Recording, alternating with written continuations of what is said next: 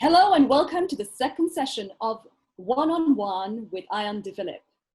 Today I have with me an inspiring personality who joins us all the way from Canada, Ottawa, Lalith Gunaratne, to discuss how we can use our inner power to fight the challenges we face today. Lalith has coached, mentored and trained individuals in the south of Sri Lanka to top business leaders around the world. Thank you for generously giving us your time today, Lalith. Thank you, Ayanthi, for the invitation. And just to introduce Lalith, he grew up in Kandy and went to Canada. He went to Canada, returned to Sri Lanka in his mid-20s in the 1980s, and started a solar energy business with two others. This is where his real education began. Later, he sold the business and continued consulting in solar and renewable energy for Asia and Africa, and began a leadership development business in Asia. Lalith has 4 kids and describes his way of life as living on the edge. And Lalith, when we spoke before, you mentioned that you moved to Canada at the age of 52 with 4 kids. So 52, 4 kids, and a business plan, I believe, and you came across some serious challenges. Would you like to tell us about this and what propelled you to the mindfulness practice? Sure. Thank you, Ayanthi, and thank you for the opportunity that you have given me to talk to through the mirror. Yes, I guess living on the edge was a part of the plan. As an entrepreneur, I got spoiled as an entrepreneur. So I've enjoyed the freedom of being an entrepreneur, but being an entrepreneur has its huge challenges. As we all know, we don't have financial security. And as an entrepreneur, I've taken a lot of risks in my life. So those risks, that part of that trajectory is the reason why we decided to move to Canada, because I am a Canadian citizen and the kids are Canadian citizens too, even though they were born and grew up in Sri Lanka. We knew at some point we'd take them to Canada for their education. However, I also, didn't take it too seriously, thinking that, I'm coming back home to Canada again. But I'd been away for 27 years. So that's quite a long time to be, having lived. And of course, the weather, swimming every morning and all those nice things. And I had forgotten what winter was like. And I also had a plan I got invited to invest in a solar business. The same people who sold us the solar factory back in the 1980s, they invited me to invest in a company. It was a sweet deal. There was a feed-in tariff program by the Ontario government. So there was solar projects were subsidized. And when I came here in 2011, I walked into a great situation where this company had already won the first phase of 10 projects. So I walked into a gold mine, in effect. However, so that was in August 2011. I invested in the company. September came around. Even in places like Canada, there's a lot of politics that goes on with these kinds of things. So the conservative right-wing governments usually favor large-scale nuclear power, coal, and oil business, are not too favorable towards renewable energy. So there was an election that came up in Ontario in 2011, October, where the Green Energy Act and the Renewable Energy Program became an election agenda. It became part of the election agenda. So the whole program was being attacked by the conservatives. And I realized that something was going to go wrong with these projects. So eventually, the government came back and canceled the existing projects that we had and asked us to reapply. Now, by this time, it was October. And in October, as a fall sets in, as autumn sets in, the days get shorter and darkness sets in. And there is a kind of a caving in that happens that I had forgotten. So on top of me now, having brought a bit of money, 4 kids now, going to 2 in school, 2 in university, I'd rented a house and I'm realizing that the money was depleting and I wasn't seeing anything at the end of the tunnel, no light at the end of the tunnel. I started going into a dark place, obviously. And I was also reluctant to tell my wife, Samantha, about this at the time, So October, November came and nothing was happening with the program. Money is depleting. And in the meantime, I had two friends and my two business partners that I knew in Ottawa. So one friend, George Neufeld, he was, a mentor to me, and I was able to speak to him. So at least I had an outlet to talk about my fears and my anxiety about what's going to happen.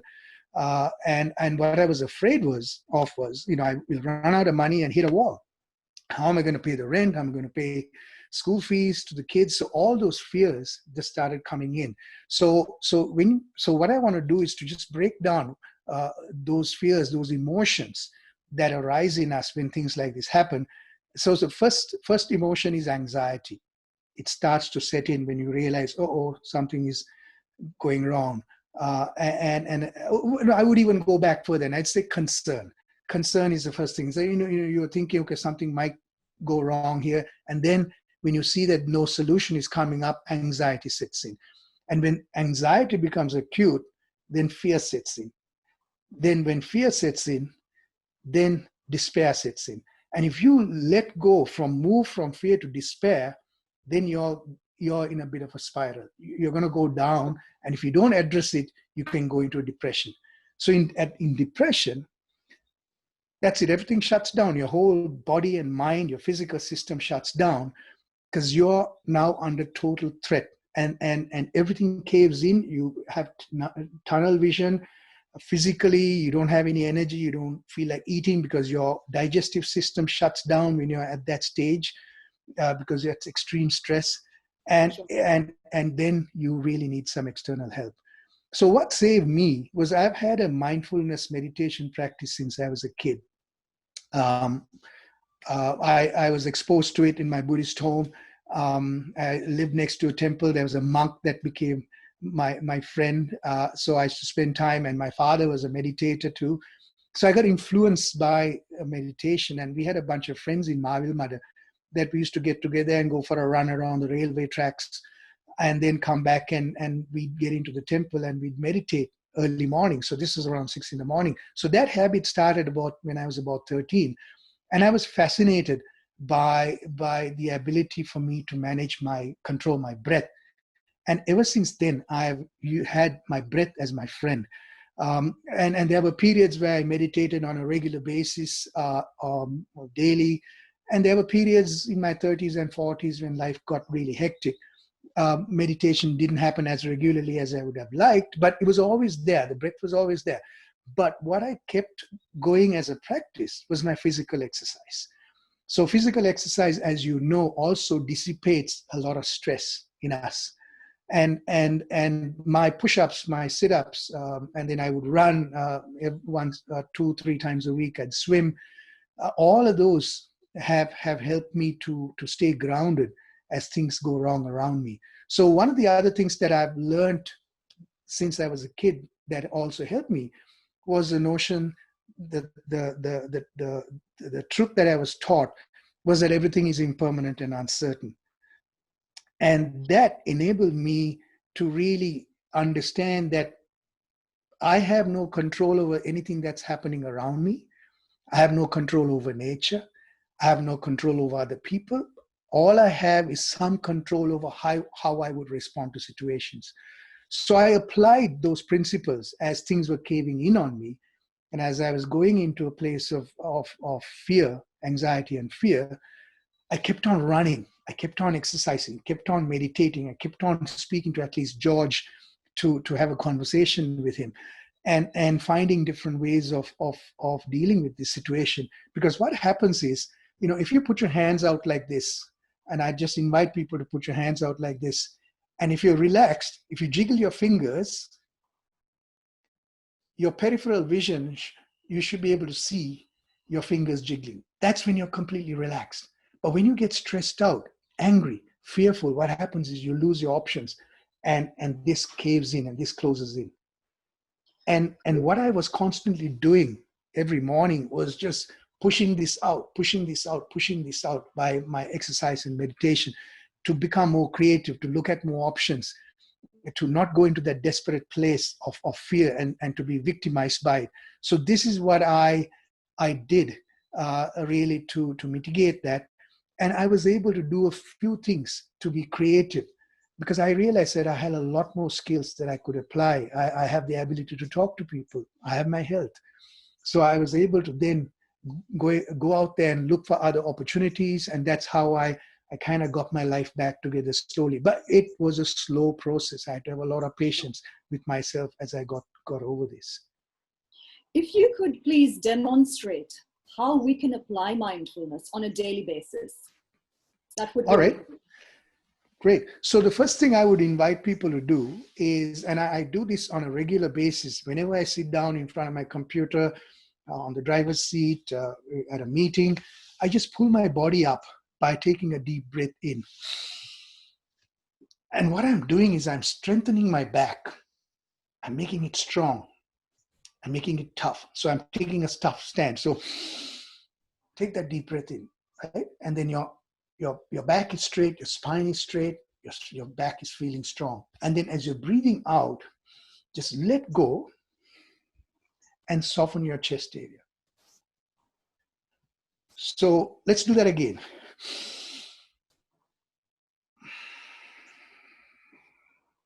One more time.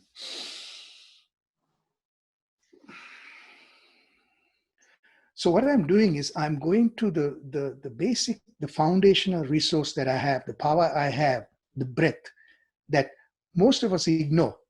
How many of you, just think about it right now, how many of you are aware of your breath? Right? Not many of us are aware of our breath.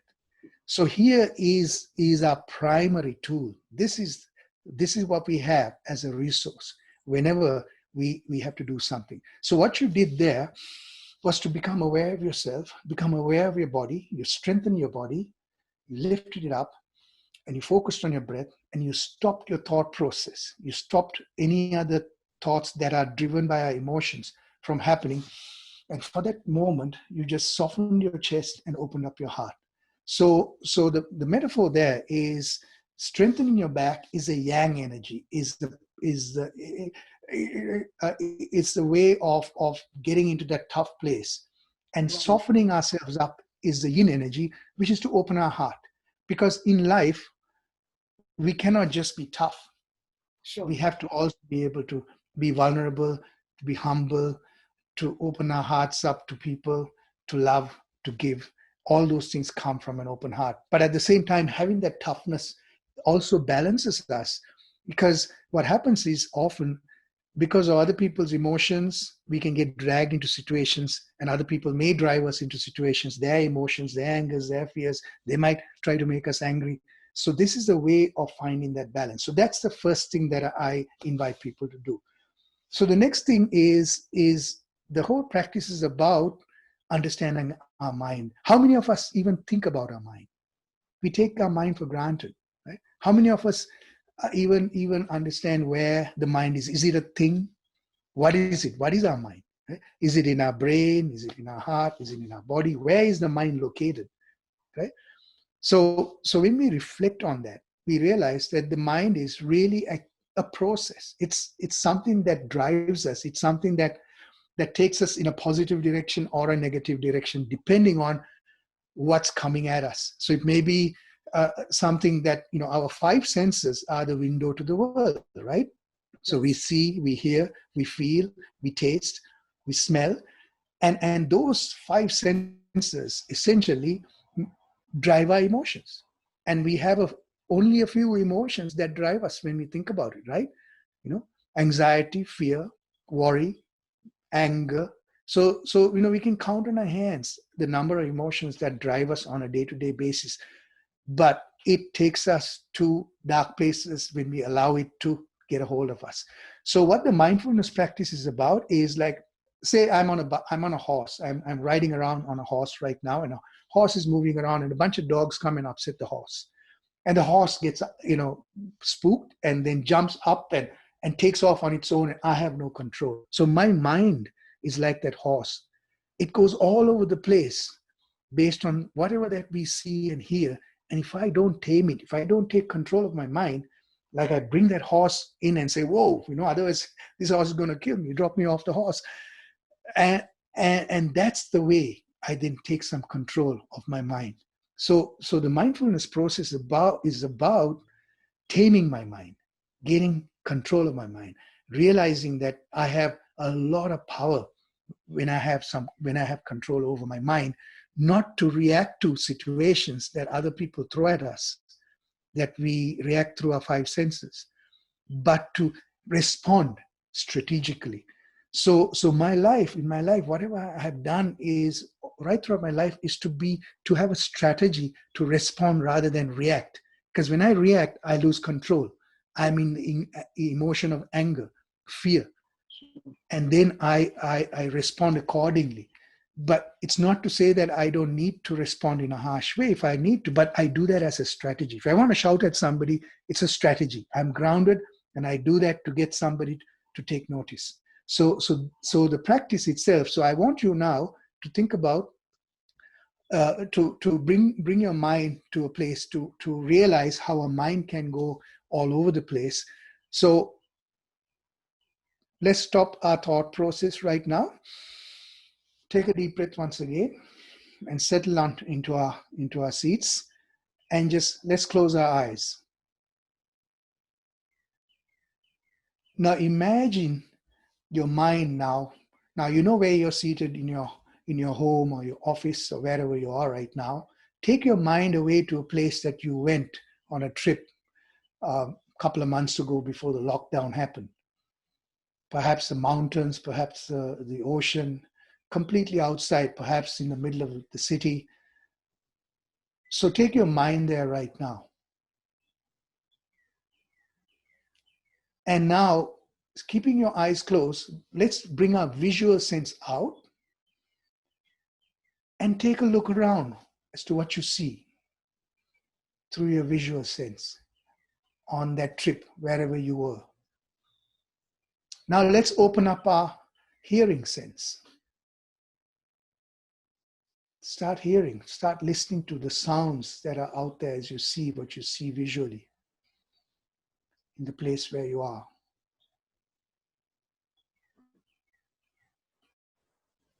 Now let's open up the olfactory sense, the smells, the aromas. Just take it in. If you're in the middle of a forest, the aromas of this forest or the ocean, the smells of the ocean, and you're hearing the waves, perhaps. And let's see whether you can taste the air. And let's now bring out our sense, the sense of touch. Feel the temperature. Feel the wind brushing up against your skin. So what you're doing is you've essentially traveled with your mind to a place perhaps 100 miles away. And you see now the ability for your mind to go all over the place when you don't control it. So our mind then is running like a bucking horse, as I said, all over the place, jumping from thought to thought. It's totally out of control. It's driven by the senses, and it works at about 750 words a minute. And it's just going whirring linearly from one thought to another and out of control. So whenever it's out of control and you see something, an emotion rises. So as you're seated there, if you're in a nice, calm place, just imagine what emotion is arising in you. Sense of relaxation, sense of joy, sense of fun. And now imagine that you suddenly hear a noise. And what happens? Thud. And you get startled. And what's the emotion that arises in you? Immediately, an emotion of fear will arise in you because you're startled and shocked. So you see, your mind then is driven by whatever that's happening around you. So I want you to now bring that mind back with your eyes closed still to your body. Align it with your body. So let's start with our head. And let's move down slowly. Becoming aware of your head, any tension on your forehead, Your eyes, so releasing your eyes, completely relax your eyes. Your cheeks, your facial muscles, just let them go, your jaw. Let gravity take over your neck. An area that can hold some tension, just let it go.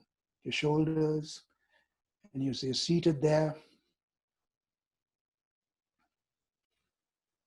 The shoulders also hold some tension. Letting the arms go, completely relax, letting gravity take over. And your torso, upper chest area, the lower abdomen area, the back, moving back to your buttocks. And then moving down both your legs all the way to your toes.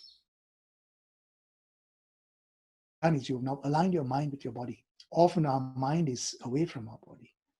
So when we align the mind with our body, we gain a lot more power.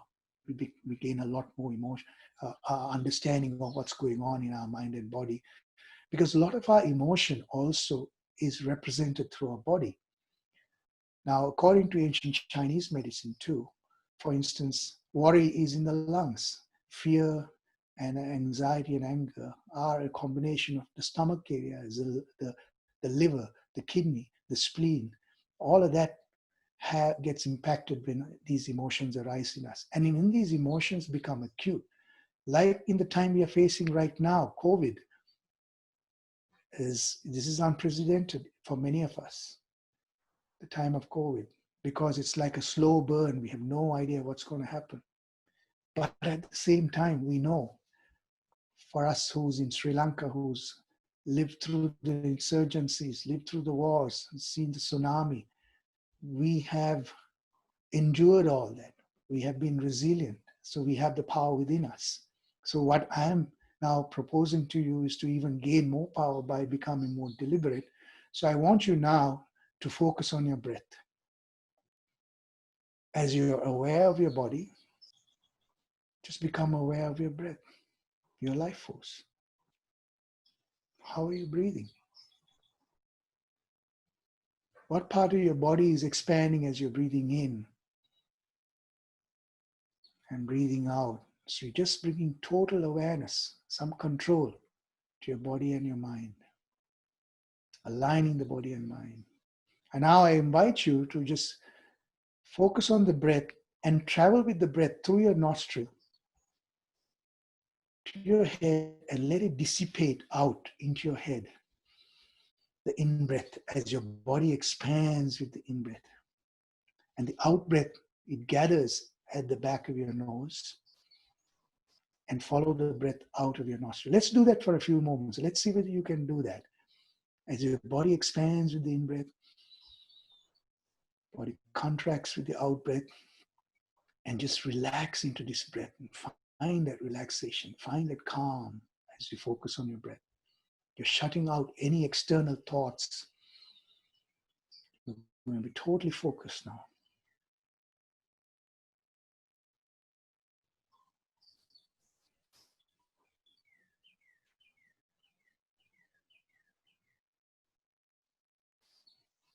Now, for some of you, it may be difficult after 3 breaths, your mind may have run off. It's normal, it's okay. You have to be patient with it. This is like going to the gym. You're not going to be able to build muscle overnight.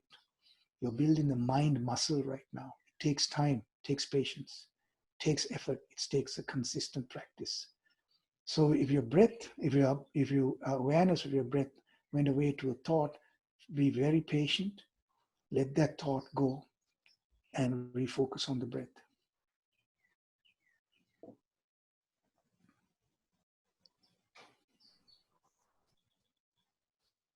And I invite you now to pick a point at the tip of your nostril. Watch the breath as you move in and out, as the body expands and contracts.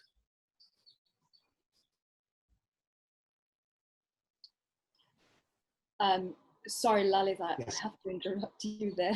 Yes, go ahead. Go ahead. Thank you for that great session. I'm sure we all took a note and I'm sure we can apply it because you made it feel so real. It was very good, very, very good. I just have one question because I believe now Yes, sure. Time up. You spoke about taming the mind. Could you give us some tips when we wake up in the morning? You know, most of us pick our phones up, look at our messages, our emails, and then start running. And it's a race. What tips could you give us to be more mindful? Sure. Well, that's it. You know, when minds are ruminating with a stressful thought, it's like a 750 words a minute. It goes round and round and round and round. So when you wake up in the morning, even in the middle of the night to go to the washroom, these thoughts come up, these worries come up. Yeah. So one of the things that I have trained myself to do is, as I wake up in the morning, I shut my thought process and I go immediately into my breath. And one of the things that I've also disciplined myself to do is to never to pick up my phone first thing in the morning, unless of course I have some important issue to deal with, because some of my business is out in Malaysia, in Sri Lanka, in India, and things are going on in the night and I have to get something going. But I'm very well aware of what it does. So as soon as I pick up my phone before I start the day, what happens is I've given up my life, I've given up my freedom, I've given up my time to somebody else's agenda. And I get dragged to somebody else's emotion, because I bet you're going to read something that's going to worry you. And you start your day on the wrong foot. So I am really careful as to how I don't get dragged into that. By going into my breath, I become aware. I actually take a few breaths in my bed. I roll my ankles and roll my feet. And as you get older, you know, I'm 61 now. When you get up in the morning, you can, you know, fall over because not enough oxygen's in your head.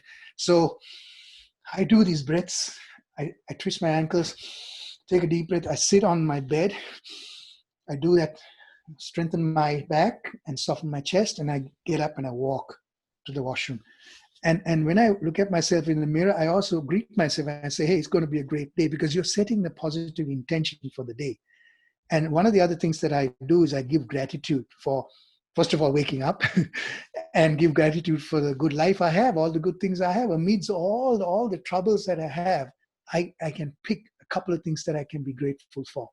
And I have that gratitude exercise. And then I tell myself, my heart's open to receive and my heart's open to give. And I set the intention that how can I help somebody be happy today? You know what? When I start the day like that, the day usually doesn't go wrong. No matter how bad the day is, I can always bounce back to a place and say, it's okay. It's okay. I'm going to get up from this. Right? So that's a very simple little exercise that I'd like to share with you. Once again, thank you, Ayanthi, for stopping me, because I would have gone on with my meditation. I was starting to enjoy it myself. I'm sorry to have stopped you there. No problem. It would have been great if you went on, but we are a little bit pressed for time. Absolutely. However, the good news is we are going to have a second session. So that will be next Sunday at 6 p.m. Sri Lanka time. And I hope you could join us next Sunday too, Lalith. So absolutely, we will speak more on this topic because it's so interesting and it's so relevant today. Yes. We will also discuss defining our success. So it'll be interesting. Absolutely. How do we define our success apart from mindfulness? All right. Thank you very much, everybody. Thank you so much for your time, Lalith. It was a great session. Enjoy. Thank you, everybody, for joining in and letting me indulge. All the very best. Have a good evening out there and have a good morning for those of us in North America and Europe. Thanks, Lalith. Goodbye. Bye-bye.